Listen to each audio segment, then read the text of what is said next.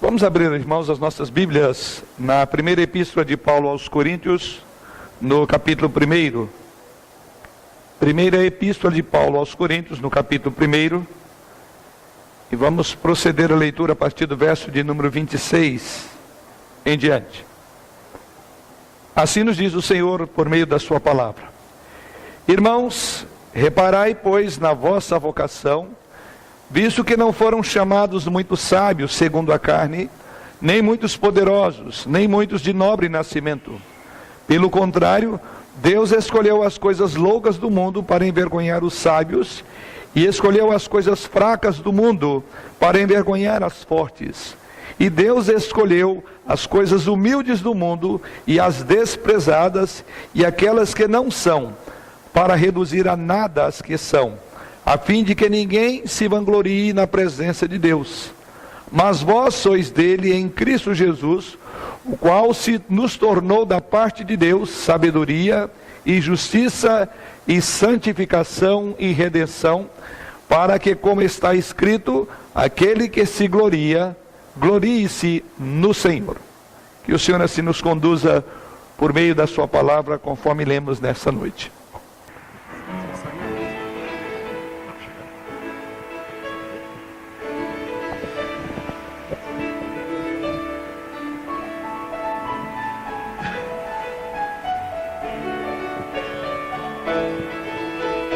Por onde passa, por onde anda, vai espalhando amor.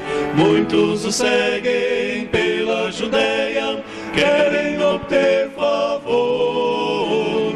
Quem é esse homem? Outros perguntam, quem é o benfeitor? Pode ser o Messias, o próprio Salvador. Ele é Jesus de Nazaré, Jesus de Nazaré. Faz coxos andarem, faz mudos falarem, faz tudo por amor. Ele é Jesus de Nazaré, Jesus de Nazaré. Em nome do Pai desfaz todo mal, Ele é o Filho de Deus, Ele é Jesus.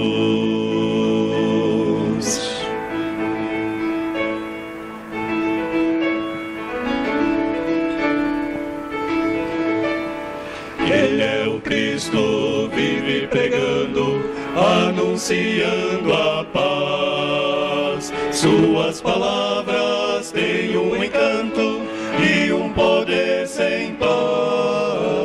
Ele foi visto só em silêncio, falando com seu Pai.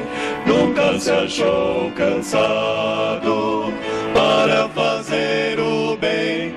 Ele é Jesus de Nazaré, Jesus de Nazaré. Faz coxos andarem, faz mudos falarem, faz tudo por amor. Ele é Jesus de Nazaré, Jesus de Nazaré. Em nome do Pai desfaz todo mal, Ele é o Filho de Deus, Ele é Jesus de Nazaré, Jesus de Nazaré.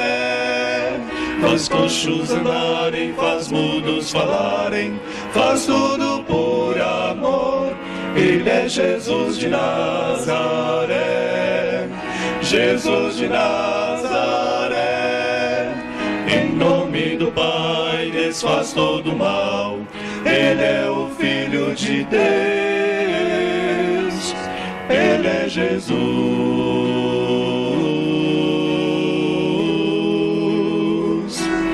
Ele é Jesus,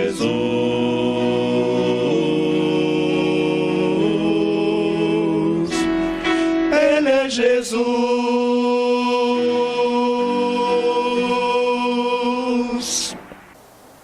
Mas vós sois dele em Cristo Jesus, o qual se nos tornou da parte de Deus sabedoria e justiça e santificação e redenção. Irmãos, a nossa riqueza em Cristo é realmente vasta, é esplendorosa. É tão vasta que o apóstolo Paulo se referiu a esta mesma como as insondáveis riquezas de Cristo, na sua carta aos Efésios, no capítulo 3, versículo de número 8. O dicionário Aurélio, da nossa língua, define o verbete insondável como sendo algo não sondável, que não se pode encontrar o fundo. Uma segunda definição é inexplicável, incompreensível. E assim mesmo é aquilo que a Bíblia nos apresenta sobre as riquezas de Jesus Cristo. É exatamente assim. Ou seja, são inexplicáveis, incompreensíveis, que não se pode encontrar, no dizer de Aurélio, o fundo. Mas Deus, por causa do grande amor com que nos amou, assim diz as Escrituras Sagradas, nos revelou em sua santa palavra alguns aspectos dessa riqueza para todo aquele que está em Cristo Jesus, como veremos nessa noite. Tudo que Paulo descreve no texto que lemos aos irmãos é nossa, porque estamos, no dizer de Paulo, em Cristo. Tudo que Paulo descreve nesse texto, então, é nosso. E este é um privilégio que é estendido a todos aqueles que pela fé creem e já receberam a Jesus Cristo. Não existe exceção. Todos os crentes estão em Cristo Jesus e por esse motivo podem partilhar igualmente de todos os benefícios que esta posição lhes confere, ou seja, a posição de Jesus Cristo. A riqueza, que o apóstolo Paulo diz lá em Efésios mesmo, no capítulo 1, versículo 8, ele diz que aquela riqueza Deus derramou abundantemente sobre nós em toda sabedoria e prudência. Essas riquezas descritas por Paulo, ali em Efésios capítulo 1, deve ser para nós uma fonte inesgotável de alegria, deve ser para nós uma fonte inesgotável de esperança. Todos aqueles que entenderem como é rico o nosso privilégio, de que nós estamos, como diz Paulo, em Cristo, imediatamente haverão de perceber que podem abandonar todos aqueles tipos de tolices com as quais estamos enredados no meio do evangelicalismo brasileiro. Aqueles que estão em Cristo não precisam daquele tipo de convite barato, venha também receber o seu milagre e viver em paz com Ele. Aqueles que estão em Cristo, no dizer de Paulo, não precisa daquele tipo de oferta barata, pare de sofrer, Jesus cuida de você. Aqueles que creem que estão em Jesus Cristo, não precisa desse Jesus Cristo limitado que apenas salva, cura, batiza e voltará. Aqueles que estão em Cristo não precisam, de uma forma alegada, consultar mortos para saber como é a vida além túmulo, nem amigos nem parentes que já partiram dessa vida. Aqueles que estão em Cristo não precisam pertencer a nenhuma igreja apostólica do tal e qual apóstolo. Aqueles que estão em Cristo não precisam pertencer a um ramo de uma determinada denominação. Não precisam guardar o dia de sábado, nem seguir outras esquisitices inventadas por uma mulher que se intitulava a voz da profecia. Aqueles que estão em Cristo não precisam passar por cerimônias estranhas de se deixarem batizar pelos mortos ou casar por toda a eternidade. Aqueles que estão em Cristo não precisam de uma cobertura espiritual de ninguém, por mais importante que esse líder espiritual se intitule ter. Aqueles que estão em Cristo não precisam de rezar pelos seus queridos para que eles sejam tirados do purgatório. Aqueles que estão em Cristo não precisam de intercessão de Maria, de José ou de nenhum outro santo. Essa verdade mudou a concepção dos reformadores do século XVI. A pessoa bendita de Jesus Cristo, somente Ele, porque Jesus Cristo estava sendo acrescido de algo mais. Ele não era suficiente e eficiente na concepção do período das trevas.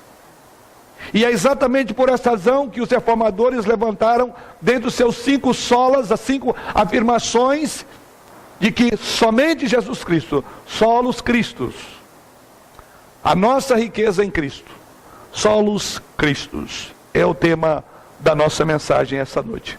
Vamos buscar a direção dele para este momento. Pai Celeste, Deus soberano, nós suplicamos a tua direção para a instrução advinda da tua parte por meio da tua palavra. Dá que ela encontre a cada um dos nossos corações e os nossos corações sejam qual terra sedenta na expectativa de que tu venha regá-lo por meio da tua palavra. Dá-nos, ó Deus de amor, a sabedoria do alto para a compreensão dos teus pensamentos expresso em tuas palavras. Por isso pedimos que o teu Santo Espírito ilumine-nos na compreensão, na explicação e na aplicação da tua palavra. Em nome do Senhor Jesus Cristo, a glória da tua igreja que nós oramos. Amém. Por que dizemos tudo isso? Porque é exatamente a proposta de Paulo quando fala à igreja de Corinto. E Paulo, no versículo de número 30, ele diz: mas vós sois dele em Cristo Jesus. Conforme Paulo coloca também, no mesmo capítulo, no versículo 4, diz aí: sempre dou graças a meu Deus, a vosso respeito, a propósito da sua graça que vos foi dada em Cristo Jesus. Paulo mantém aqui a mesma ideia que está em todo este capítulo. É exatamente porque eles estão em Cristo. E agora, no versículo que vamos considerar, ele diz que agora nós somos dele. Ou seja, somente pelos méritos de Cristo é que podemos receber as bênçãos que Deus tem para nós. No início de todo esse capítulo, ou neste versículo, Paulo reforça esse conceito ao dizer que nós pertencemos a Deus porque nós estamos em Cristo. O contexto imediato desta passagem, e lido aos irmãos a partir do verso de número 26, revela exatamente isso. Ele deixa muito claro de que somente Deus, mas não por meio de especulações filosóficas, não por meio de méritos que porventura o homem julgue ter, que não por meio de sabedoria, não por posição de poder, nem por riqueza e nem por ter um nobre nascimento. Observe o que ele diz no versos 26, a partir do verso 26. Irmãos, reparai, pois, na vossa vocação, visto que não foram chamados muitos sábios, segundo a carne, nem muitos poderosos, nem muitos de nobre nascimento, pelo contrário. Deus escolheu as coisas loucas do mundo para envergonhar os sábios, e escolheu as coisas fracas do mundo para envergonhar as fortes. Deus escolheu as coisas humildes do mundo e as desprezadas, e aquelas que não são, para reduzir a nada as que são, a fim de que ninguém se vanglorie na presença de Deus. E é aí onde Paulo faz uma transição, diz: mas vocês são de Jesus, não por causa de nobre nascimento, não por questão cultural, não por uma espécie de sabedoria ou especulação filosófica, como ele apresenta nos versos lidos agora.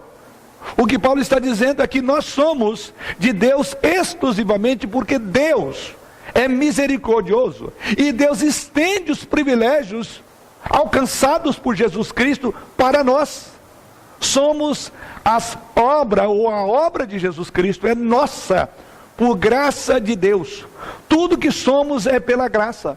Paulo afirma isso lá em 1 Coríntios capítulo 15, no versículo 10. No final dessa carta ele diz: mas pela graça de Deus sou o que sou, e a sua graça que me foi concedida não se tornou vã. Conclui Paulo dizendo: antes trabalhei muito, mais do que todos eles, todavia não eu, mas a graça de Deus comigo. O que Paulo está dizendo aqui no verso 30 é que aqueles benefícios adquiridos por Cristo foram colocados a nosso crédito, a nosso favor. É como ter uma conta corrente. Quando me casei, eu e a minha esposa, então, mantivemos uma única conta. E nessa conta, os benefícios de tudo aquilo que é depositado por ela ou por mim, pertencem a nós dois. É mais ou menos isso que Paulo está dizendo. Ambos os nossos nomes estão lá naquela conta. Isso significa que tudo daquela conta pertence a nós dois igualmente. E essa é uma imagem útil quando traz para a ideia do que Paulo está dizendo. Isso significa que ser em Jesus Cristo um, ou Deus colocou os méritos de Cristo, ou acreditou em sua conta. Isso significa que nós estamos conectados à obra de Jesus Cristo.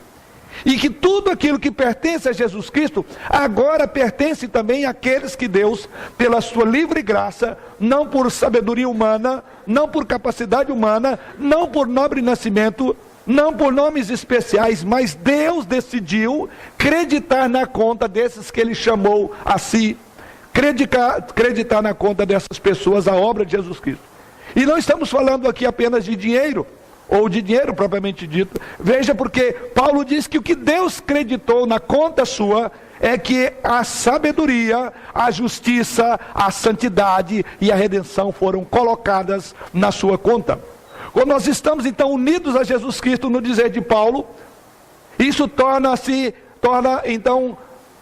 quer dizer que esta justiça, essa santidade de Jesus Cristo, torna-se a sua santidade. A justiça de Cristo torna-se a sua justiça. O preço que Jesus Cristo pagou pela sua morte é o pagamento que haverá, ou que desgate a cada um de nós. Toda a justiça de Jesus Cristo, toda a santidade de Jesus Cristo, todo o valor da morte sacrificial de Jesus Cristo na cruz do Calvário, ela é creditada em nossa conta quando você é unido a Jesus Cristo. E é exatamente por isso que Paulo inicia dizendo: vós sois dele.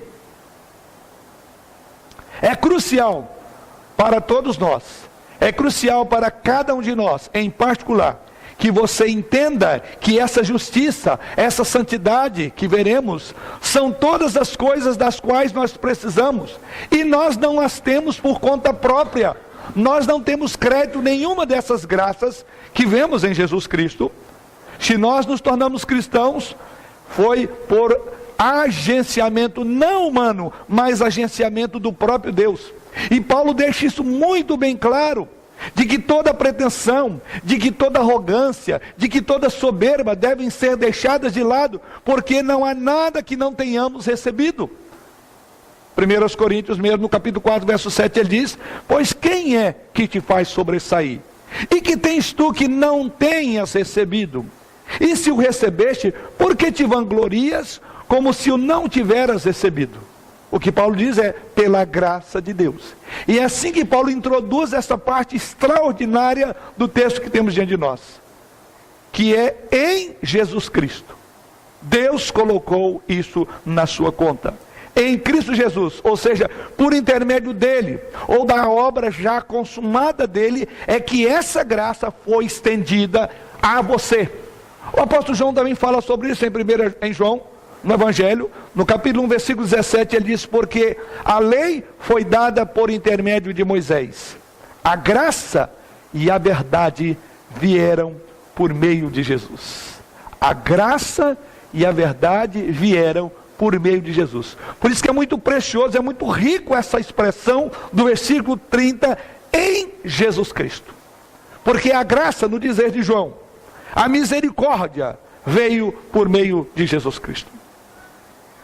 E assim Paulo continua dizendo: mas vós sois dele em Cristo Jesus, o qual se nos tornou da parte de Deus sabedoria e justiça e santificação e redenção. Se nos tornou da parte de Deus. A ideia de Paulo aqui é que o propósito de Deus é que ele nos deu a Jesus Cristo. E o propósito dele foi designar Jesus Cristo para ser o que veremos agora. Para ser a nossa sabedoria, para ser a nossa justiça, a nossa santificação e a nossa redenção. Daí o nosso tema dessa noite seria exatamente essa preciosidade da obra de Jesus Cristo. A nossa riqueza em Jesus Cristo. Quais são as riquezas que Paulo apresenta no texto que vamos pensar nessa noite? A primeira delas, no verso 30, Paulo diz que Jesus se tornou a sabedoria de Deus. Ele é tudo aquilo que nós precisamos com relação à sabedoria de Deus. Pensemos um pouco sobre esta primeira qualificação, ou esse primeiro aspecto tão necessário para nós, e que Jesus Cristo é para nós: sabedoria. Paulo está dizendo que Jesus é para nós a fonte da sabedoria. É por meio dele que nós somos feitos sábios. Vejam bem que nos versos 26 a 29, Paulo está contrapondo exatamente tudo aquilo que porventura se levantasse humanamente para justificação própria. Então os filósofos e muitos especuladores religiosos procuravam a sabedoria na época de Paulo, através dos seus esforços, através de questionamento. E biblicamente falando, nós sabemos que a sabedoria, aos olhos de Deus, é aquele que conhece a verdade de Deus. Esse é sábio. E Jesus Cristo se tornou a sabedoria de Deus para nós. Biblicamente falando, nós somos sábios somente porque Jesus Cristo é esta sabedoria. No lado oposto, aqueles que ignoram a Deus, aqueles que ignoram a sua palavra, são chamados de tolos. Aliás, Paulo diz isso, no próprio contexto desse capítulo. Ele diz que são loucos, visto que na sabedoria de Deus o mundo não conheceu, e eles se tornaram loucos. No outro contexto da carta aos Romanos, Paulo diz que se tornaram obscurecidos em seu entendimento, porque eles não compreendem isso. Foi a obra de Cristo que nos tornou verdadeiramente sábios, ao nos instruir acerca do verdadeiro caráter de Deus. Foi a obra de Cristo que nos tornou sábios, a trabalhar sobre a sua santa lei, a falar acerca dessa lei, acerca da nossa situação desesperadora diante de um Deus santo, justo, e que exige a sua santidade, caráter santo. E diz Paulo que Jesus é essa sabedoria. Nenhuma dessas verdades pode ser obtida mediante especulações filosóficas. Nenhuma dessas verdades, nenhuma dessa sabedoria pode ser obtida através de ideologias, de filosofias ou de religiosidade. Somente a revelação divina, especialmente na pessoa de Jesus Cristo, é que pode fazer conhecidas e compreendidas. Jesus, irmãos, é apresentado nas Escrituras como sendo a fonte de toda sabedoria para o seu povo. Paulo faz essa afirmação em Colossenses capítulo 2, versículo 3, quando ali ele afirma, referindo-se a Jesus, ele diz, em quem todos os tesouros da sabedoria e do conhecimento estão ocultos. Aquele em quem os tesouros da sabedoria estão ocultos, diz agora que esse Deus deu Jesus Cristo como esta sabedoria que você e eu precisamos.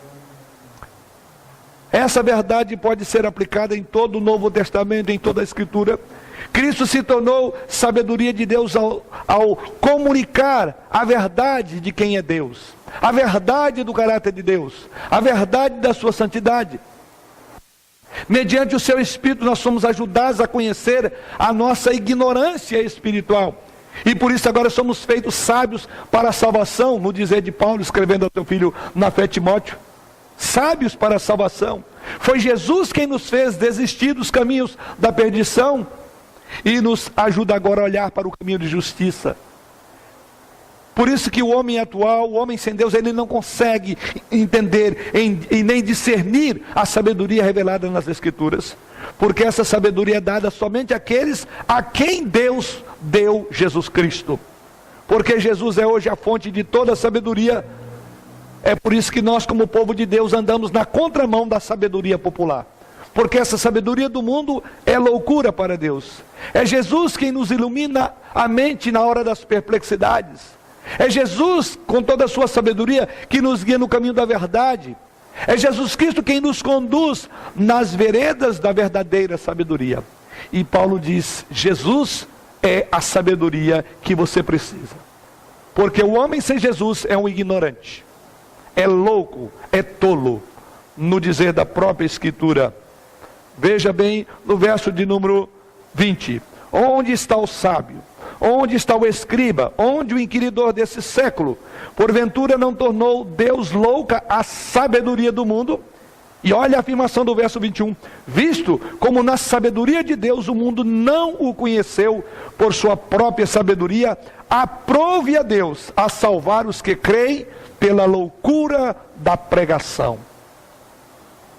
Nós olhamos para Cristo, olhamos para a cruz e vemos a sabedoria de Deus. vemos como Deus justifica o pecador. Vemos como é possível pecadores como nós relacionar com Deus Santo. A cruz explica tudo isso. E Paulo diz que isso é sabedoria de Deus. E nós temos essa sabedoria. Mas existem outros tesouros preciosos, outras riquezas insondáveis, outras riquezas maravilhosas de Jesus Cristo. A segunda, continuando o verso de número 30, ele se tornou da parte de Deus, não apenas sabedoria, mas também justiça. A justiça que significa que você deve estar numa posição correta diante de Deus.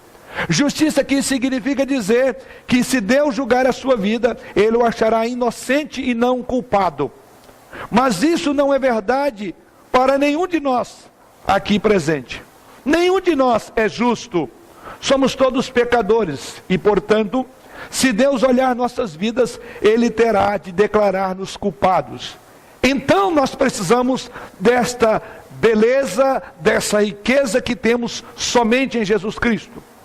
Nós não a temos de modo próprio, mas o texto sagrado diz que Jesus Cristo tornou-se a justiça que você não tem. Nós não temos justiça, mas Jesus fez-se justiça em nosso lugar, para o nosso Deus.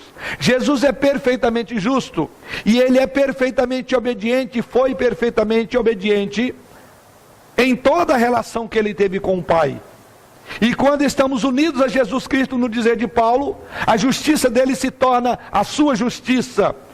O modo que realmente estamos, mostra que realmente estamos numa posição correta diante de Deus, quando Deus não nos olha propriamente para nós em nossos pecados, mas Ele olha para Jesus Cristo, e ao olhar, Ele se torna para nós a justiça que nós tanto precisamos, que nós tanto carecemos. É sim, no dizer de Paulo, por intermédio de Jesus Cristo, que nos tornamos justos diante dos olhos de Deus. Da mesma maneira que Jesus se tornou da parte de Deus a nosso favor, no dizer de Paulo, sabedoria, Ele também se tornou justiça, santificação e redenção, como veremos. Todavia devemos notar, irmãos, que nesse contexto, nenhuma dessas expressões determinam qualquer coisa acerca do modo como Deus fez essas coisas. O que sabemos, no dizer do próprio Paulo, no contexto dessa carta, é que a filosofia grega, e lembre-se que Paulo está falando aqui para gregos. O que sabemos é que a filosofia grega não poderia tornar aqueles homens sábios. A filosofia grega não poderia tornar os homens santos, justos e redimidos. Apesar de não encontrarmos nesse texto o modo como somos feitos sábios, justos, santos, redimidos em Cristo, quando nós nos voltamos para outras passagens do Novo Testamento, nós então haveremos de compreender melhor o que Deus está dizendo aqui. Observe, por exemplo, Paulo escrevendo aos Romanos, no capítulo 3, versículo 26 e 27, ele fala que nós somos declarados justos. É um termo forense. É uma declaração de um juiz num tribunal. E é assim que Jesus Cristo se torna, da parte de Deus, a justiça que eu e você não temos. É por ato declaratório. E assim lemos em Romanos 3, 26 e 27, tendo em vista a manifestação da sua justiça no tempo presente, para que Ele mesmo, ou para Ele mesmo ser justo, e o justificador daqueles que têm fé em Jesus Cristo. Onde, pois, a jactância foi de toda excluída? Por que lei? Das obras? Não. Pelo contrário, pela lei da fé. Ou seja, o que Paulo coloca nesse texto é que pela fé nós recebemos a justiça de Cristo imputada a nós, colocada naquela conta corrente. E nessa conta, diz o texto sagrado, que Deus colocou todo o caráter justo de Jesus Cristo a seu favor. E é exatamente dessa forma que entendemos essa doutrina da justificação. E diz que essa justiça de Cristo foi depositada, foi creditada a seu favor, ou a favor daqueles que pela fé creem nele. Nos ensina que através dos méritos de Jesus Cristo, os nossos pecados então são perdoados, e somos justificados e tratados como se fôssemos justos, porque Deus declarou a justiça de Cristo a nosso favor. O pecador, por sua própria natureza, está sujeito à ira de Deus, diz as Escrituras. João diz isso no Evangelho, no capítulo 3, verso 36, dizendo: por isso, quem crê no Filho tem a vida eterna. E o que todavia se mantém rebelde contra o Filho, não verá a vida, mas sobre ele permanece a ira de Deus. Nessa mesma linha de pensamento, Paulo, escrevendo aos Efésios, no capítulo 2, versículo 3, diz: entre os quais também todos nós andávamos outrora, segundo as inclinações da nossa carne, fazendo a vontade da carne e dos pensamentos, e éramos por natureza filhos da ira, como também os demais. Ou seja, o que vemos é que o pecador é um homem arruinado à luz das Escrituras e perdido. Esses textos falam claramente sobre isso. Mas uma pessoa descrita dessa maneira não pode então ter um mérito próprio, porque este pecador violou a santa lei de Deus, violou as leis humanas, e essa lei condena este homem à morte, e não há maneira do homem então levantar uma conta a seu favor, não há como pagar. Mas no nosso texto diz que Jesus Cristo tornou para você a justiça que você não tem. Ela foi colocada em sua conta. Observe que o período nebuloso da época anterior à reforma apregoava assim que você deve crer em Jesus Cristo, mas você não pode abrir mão das suas devoções, dos seus rosários, das suas rezas, da busca de lutar contra a ideia de alguém que está no purgatório e precisa ser tirado. Aonde é que vemos isso nesse texto? Aonde é que o homem é justificado? Não são por reza por mortos, não é por rezar por uma outra intercessora, porque não há outro debaixo do céu, outro nome, senão Jesus Cristo. E é por isso então que vemos aqui a beleza de quem é Jesus Cristo para nós. Por isso que aquele que crê no Cristo das Escrituras, o Cristo revelado segundo Deus, ele não anda atrás de todas essas ninharias, como introduzir essa mensagem essa noite. Não só no contexto romano, mas no contexto do evangelicalismo que tem esquecido a cruz de Cristo e tem acrescido a obra de Cristo algo mais, como se precisasse disso. Não há necessidade, porque Jesus é a justiça de Deus para você. Jesus toma o lugar do pecador. Jesus Cristo morre no lugar do pecador. Jesus Cristo honra a lei de Deus, tornando-se completamente obediente até a morte e morte de cruz. Paulo diz isso em Filipenses 2, verso 8. Ele diz: a si mesmo, referindo a Jesus, se humilhou, tornando-se obediente até a morte e morte de cruz. Então, se é a Cristo, não há nenhum outro mandamento, não há nenhuma outra regrinha, porque ele cumpriu todo o mandamento, toda a lei de Deus. Sim, foi através do sofrimento sustentado por Jesus Cristo, a favor daqueles que Deus queria salvar. Deus Santo consegue agora manifestar todo o seu ódio, que ele tinha contra o pecado, que ele tinha contra a injustiça. Toda a disposição ele apresenta aqui na sua justa ira contra Jesus Cristo, e o faz enfermar, e o mata, para que aquela justiça fosse imputada a nosso favor.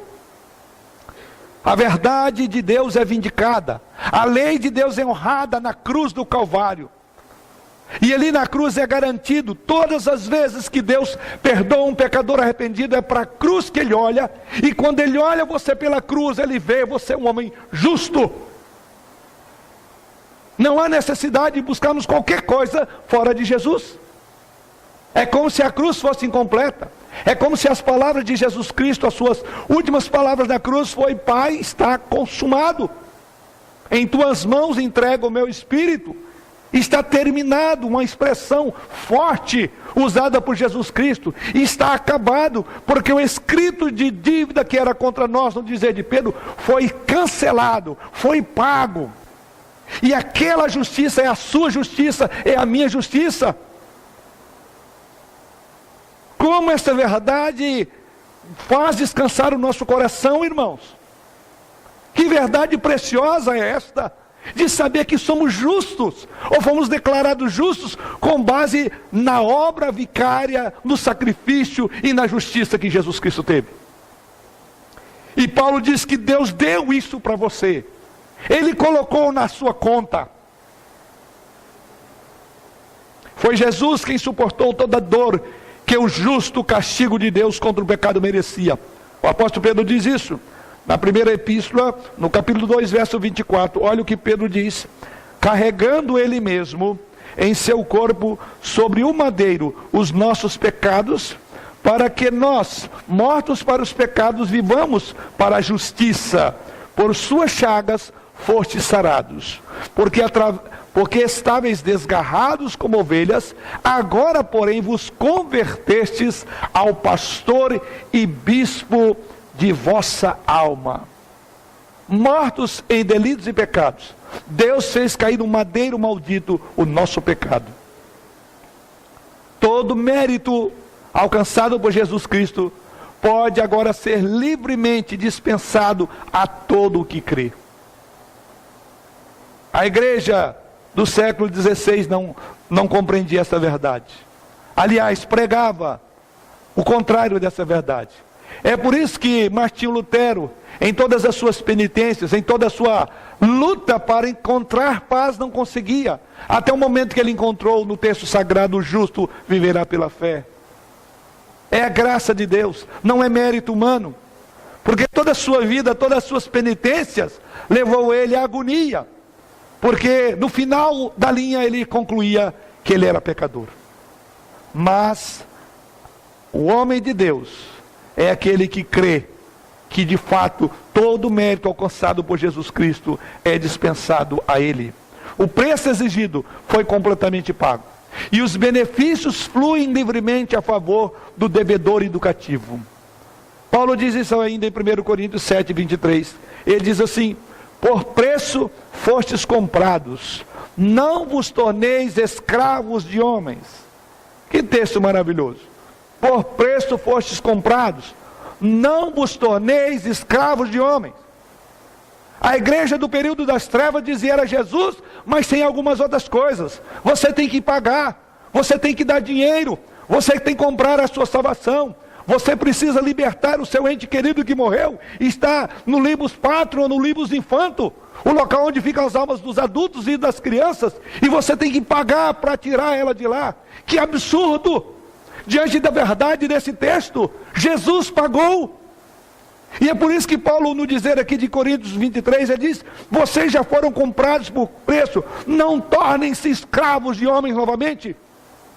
Escravos da igreja pós-moderna que anda comprando e vendendo a salvação, vendendo oração e uma série de outras práticas.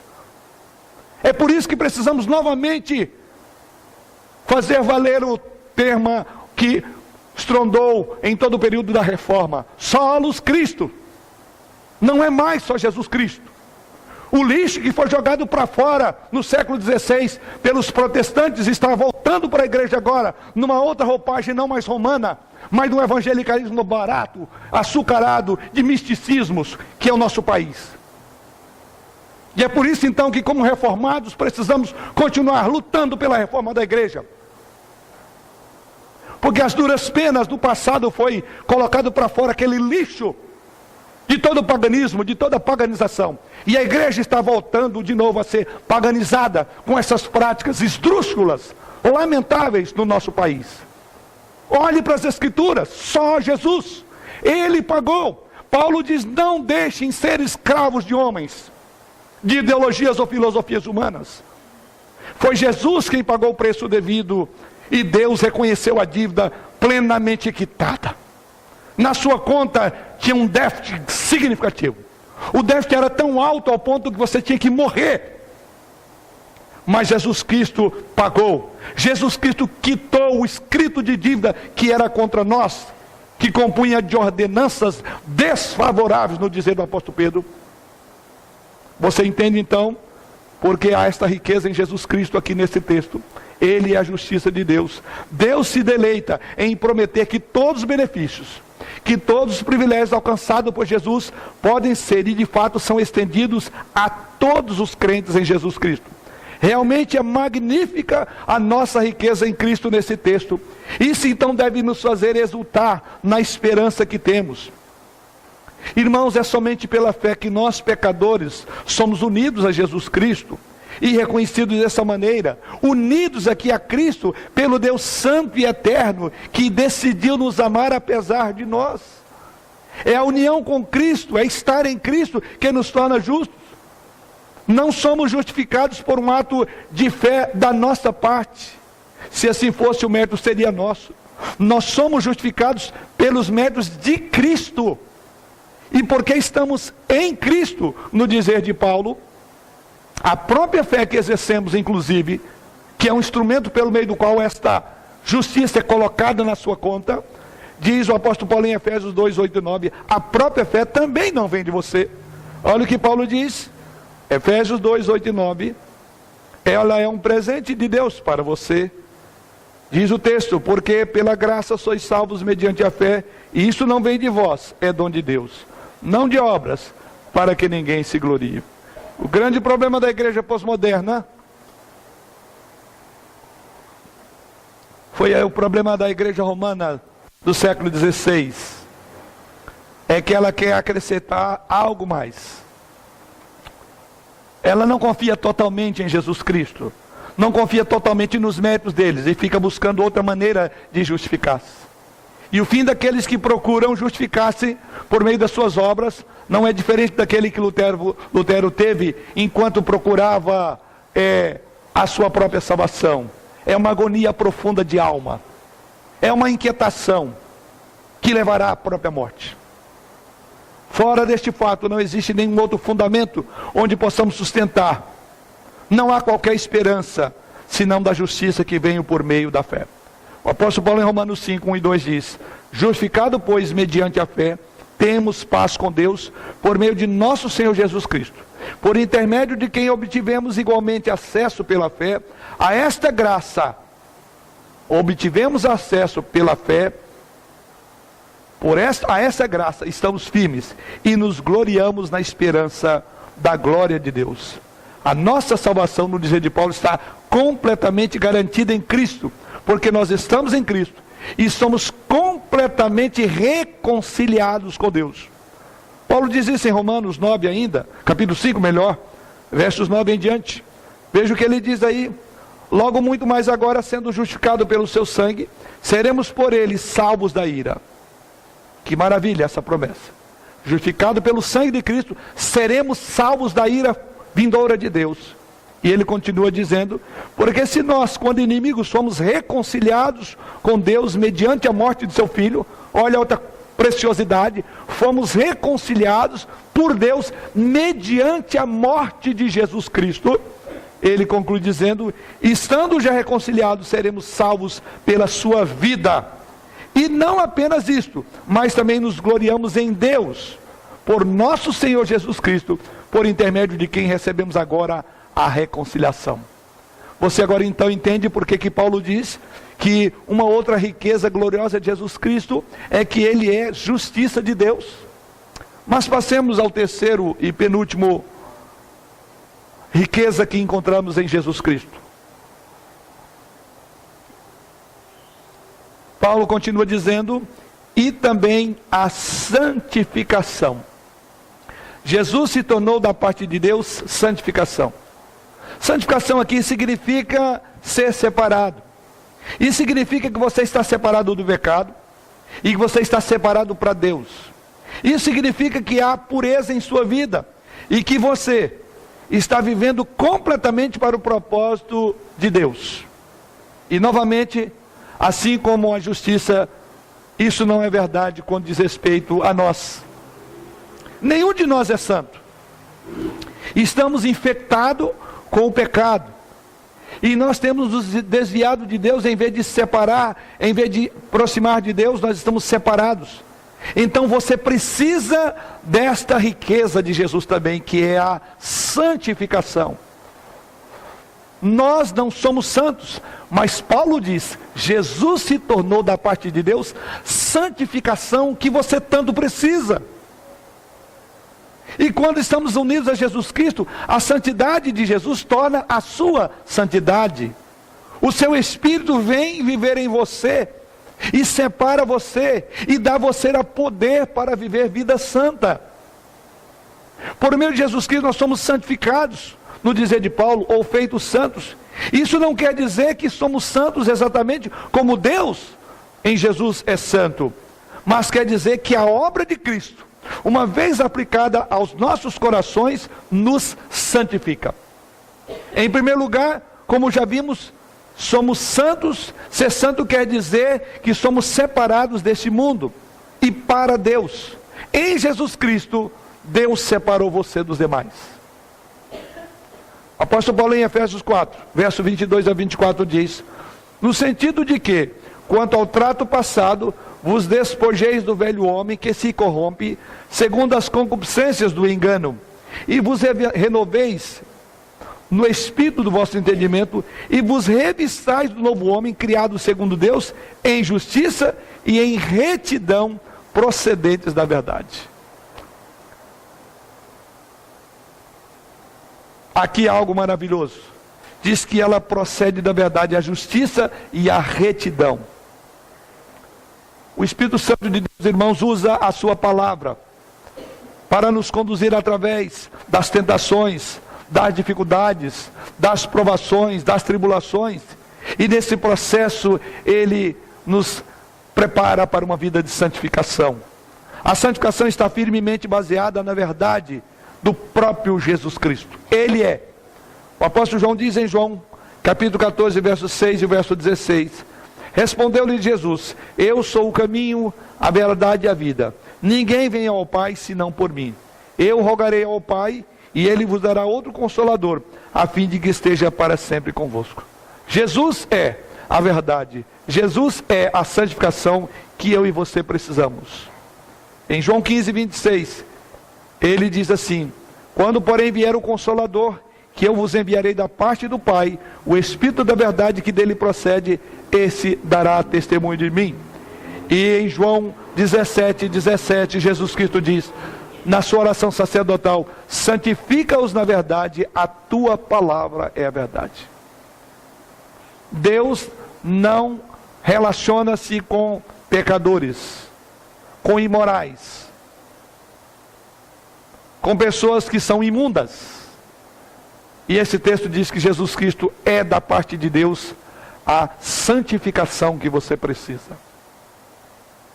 Mas passemos ao último das riquezas gloriosas de Jesus Cristo. Ele é também da parte de Deus para nós redenção. Final do verso de número 30. Isso nos leva então a este último tópico.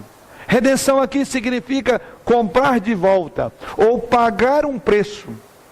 A ideia, irmãos, é que quando nós nos afastamos de Deus e nos voltamos para o pecado, nós então com isso rebaixamos a glória de Deus, porque tratamos Deus como se Ele fosse menos valioso do que o nosso próprio pecado. Quando vivemos em pecado, as nossas vidas estão fazendo a afirmação de que o pecado é mais desejável do que Deus. Isso não é verdade. Isso é calúnia contra o nosso Deus. Então nós devemos a Deus um preço por rebaixar a sua glória e trazê-la para o campo da imundície. A glória de Deus é tão preciosa, é tão valiosa, que quando você peca contra Deus, essa dívida você só tem uma maneira de pagar: você tem que morrer. E aí entra esta outra preciosidade de Jesus. Ele é a redenção, Ele é o resgate, Ele é o pagamento. Por você e eu termos rebaixado o padrão de Deus, a nossa pecaminosidade, ela merece ser crucificada, ela merece ser morta. E quem poderia morrer pelo seu próprio pecado? Uma vez que a justiça de Deus exigia alguém justo, puro e perfeito, você não poderia ir para a cruz, mas Jesus foi. E ao fazer isso, Deus depositou, creditou na sua conta esta obra de redenção, de resgate. Foi pago um resgate por você. E Jesus é a redenção de Deus. Devemos uma dívida da morte que os nossos pecados mereciam. E Jesus Cristo é então aquele redentor que paga o preço. Devíamos a nós mesmos ao nosso Deus. A morte é o preço devido a Deus. E o apóstolo Paulo diz que Jesus Cristo pagou o preço com a própria morte. E quando você está unido a Jesus Cristo, quando Jesus Cristo se torna da parte de Deus a sua redenção, significa dizer que Ele então morre a sua morte e dá a vida dele a você. Há uma troca na cruz do Calvário. E Deus nos olha então e diz: você morreu a morte que você merecia morrer, porque você morreu esta morte em meu filho. Que preciosidade, que riqueza! A dívida foi paga, você não deve mais a Deus, você foi redimido. A redenção que diz o texto, você foi resgatado. Você foi resgatado, você foi santificado, você foi justificado em Jesus Cristo. Enfim, Jesus Cristo é tudo aquilo de que o pecador precisa. Por isso, a grande ênfase da reforma: solos Cristo. Nada mais precisa ser acrescentado a Jesus. Ou você crê e recebe todos os tesouros preciosos, todas as insondáveis riquezas dele, ou você perecerá com qualquer tipo de tentativa de justificar. Porque você não pode se redimir. Você não é santo, propriamente dito aos olhos de Deus. Você não é justo. Mas em Jesus Cristo, Deus coloca isso na sua conta. Somos libertos do poder do pecado, diz Paulo em Romanos 6, verso 14, quando Paulo diz lá: porque o pecado não terá domínio sobre vós, pois não estáis mais debaixo da lei, e sim da graça. Temos também a promessa da ressurreição e da própria vida eterna. Em João 11, 25 e 26, disse-lhe Jesus: eu sou a ressurreição e a vida, quem crê em mim, ainda que morra, viverá. E todo aquele que vive e crê em mim, não morrerá eternamente. Jesus já morreu a morte. Ele resgatou-nos do império das trevas. Ele resgatou-nos da própria morte. E essa é a promessa que ele faz àquelas irmãs que estavam vivendo o luto do seu irmão querido. Como podemos ver, toda a obra da redenção depende completamente de Jesus. Daí a grande afirmação dos reformadores de que solos Cristo, somente Cristo. É possível entender então como eles entenderam, porque eles olharam para as mesmas escrituras que hoje nós olhamos. Nenhuma parte da obra da redenção pode ser atribuída à filosofia. Nenhuma parte da obra do resgate das nossas almas pode ser atribuída ao talento, à sabedoria ou à religiosidade dos homens. Jesus não vem para nos ajudar a alcançar algo no qual nós estamos caminhando para chegar lá, como é pregoado em muitos movimentos evangélicos. Jesus não precisa de ajudazinha de ninguém, não precisa de intercessão de ninguém, não precisa de nenhum outro santo. Jesus Cristo não veio para completar algo incompleto. Jesus Cristo não veio para corrigir algo que porventura estivesse imperfeito. Ele não veio para fazer parte daquilo que precisa ser feito por você e eu também. Nós não contribuímos em nada com a nossa salvação, porque ela é em Jesus. Ele vem para fazer a obra completa. Daí a grande expressão dele na cruz: tetelestai. Está consumado, está acabado, não há absolutamente nada que possa acrescentar o que eu fiz. É a palavra que resume toda a cruz, ou toda a crucificação: está acabado. Porque estamos em Cristo, nós somos completos, nada, absolutamente nada nos falta. Por isso que não andamos por aí beijando os santos, não andamos por aí fazendo reza para mortos, não andamos por aí buscando novidades, não andamos por aí buscando prosperidade, não vendemos bênção nessa igreja, não vendemos cura, mas pregamos um Cristo que é todo suficiente para nós, e nos alegramos nisso, em ser Ele quem de fato Ele é, o Senhor da glória, em quem reside toda a plenitude de Deus, em quem está todas as insondáveis riquezas, em Jesus. O apóstolo Paulo em Colossenses 2, 8 a 10, ele diz: cuidado, irmãos, que ninguém vos venha enredar com sua filosofia e vãs sutilezas, conforme a tradição dos homens, conforme os rudimentos do mundo, e não segundo Cristo, porquanto nele habita corporalmente toda a plenitude da divindade. Também nele estáis aperfeiçoados. Ele é o cabeça de todo principado e potestade. Toda a Escritura tem um foco, um holofote para Jesus. Toda ela. Nele estáis aperfeiçoados. Ou você crê que você está completamente aperfeiçoado em Jesus Cristo, ou você não crê na Bíblia. Ou você vai buscar as vãs tradições, ou o que Paulo chama aqui de filosofias, sutilezas, vãs sutilezas, tradições humanas, rudimentos dos homens. É o que nós estamos vivendo no tempo presente.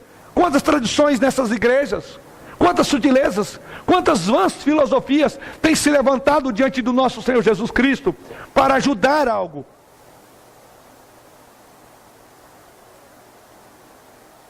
Não existe autoajuda, mas ajuda que veio do alto. A cruz é uma demonstração clara de uma raça incapaz de resolver os seus problemas. A vinda de Jesus Cristo é a demonstração clara de que se não fosse a graça misericordiosa de Deus, todos nós seríamos precipitados ao inferno imediatamente. Mas as insondáveis riquezas de Cristo são nos apresentadas, mais do que isso, são aplicadas a nosso favor. Para concluir, o apóstolo Paulo aqui, ele diz no final,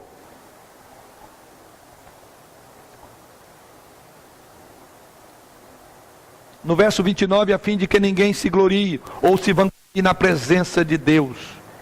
E lá, um pouco mais à frente, no versículo 31, ele diz, para que, como está escrito, aquele que se gloria, glorie-se no Senhor. Aqui Paulo está fazendo uma citação de Jeremias, capítulo 9, verso 24, referindo da glória de Deus. Ninguém deveria gloriar senão no próprio Deus.